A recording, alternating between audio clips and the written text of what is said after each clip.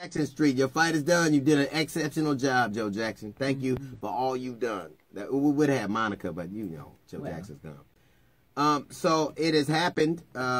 Michael Rosefeld, the murderer of Antwon Rose, has been charged with criminal homicide. Now let's get this clear.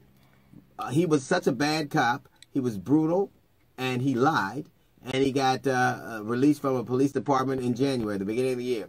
90 months later, he joined a Pittsburgh Police Department. He joined another police department, and 90 minutes after being sworn in, he was killing a black man, an unarmed black child that was running away. Shot him in the back a couple of times.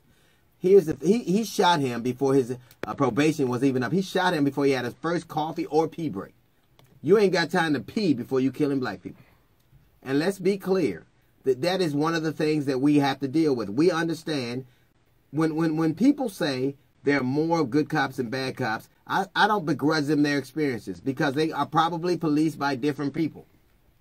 There are just a few bad apples, but the problem is those few bad apples are generally policing people of color. So in other words, the rejects we get, they come to police us. Affluent neighborhoods, they get the Army Corps of Engineers. They build relationships. We get the Marines. They go to war. That's what they do. Can you imagine? So they play for the same teams, but they don't have the same plays. I am proud. I'm hopeful that this will result in a conviction, and I'm proud of all of you who stay abreast of what's going on in our communities, who tweet about it, who talk about it, who keep the heat on them. You have made this happen. You don't have to be a member of any organization to let people know that you're seeing them. When somebody does something insane, let's share it. Let's out these people. They should understand that we are watching, and we're not going to get tired. And everybody counts.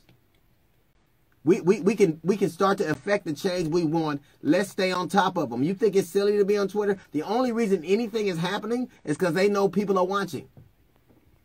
You can use your keyboard for something other than Googling recipes or sending out scriptures. We can have the things that we want. We can put the pressure on them like we have if everybody knows you're watching. You do something disrespectful and slick or racist, you're gonna hear about it. Like the woman that was going off on the Mexican guy, talking about you're a rapist. Let her know about it. That should cost them something. A police officer murdered somebody in cold blood, black, white, brown, or indifferent. Let them know about it. It should cost them something. Gone are the days where you get to do what you do in peace. It's going to cost you some skin. And you have the capability to do that by staying on top of things. We don't get not to know. Everybody's in this fight. If you want things to change, you have the power. You, right now, have the power to be an integral part of it. You don't get to tap out. You got to tap into what's going on. You don't get to be indifferent and turn away. They get to do that. You don't. You want to make the world better for your children, for your nieces, for your nephews, for your wives? Be a part of it. Let them know you're watching. Because chances are when they, just like anything else, if you have a security, even if you use a sign, statistics show if you put a sign in front of your house that says that it has an alarm service or is guarded, people, even if it's just a sign, they turn away from that. They don't want that kind of fight because they know somebody's watching. Let them know somebody's watching. If you want Antwon Rose to get justice, don't just sit back and say it ain't going to happen. Keep abreast. Let us know what's going on. Let them know you know. And another thing, my book, How Not to Get Shot, and other advice from white people, is about these kinds of things. And if somebody got the impression I was making light of something like that, you don't understand satire. I'm trying to hold a light up to society, and I'm hoping that they get it. But I'm hoping more that you get it. I hope that you get how powerful you are, how much words matter, how much paying attention matters.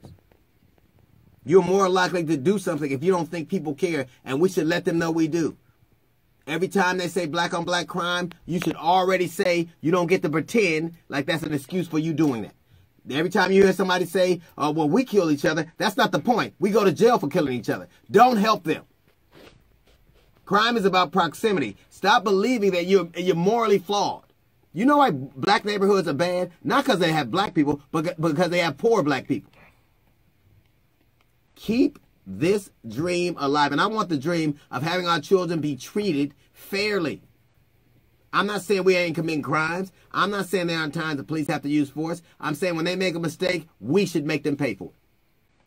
All right, that's a little note from the GED section. We got the Jazz Report coming up in 15 minutes. My book, How Not to Get Shot, is available now. Why don't you check it out and give me a review if you can. It's the D.L. Hughley Show.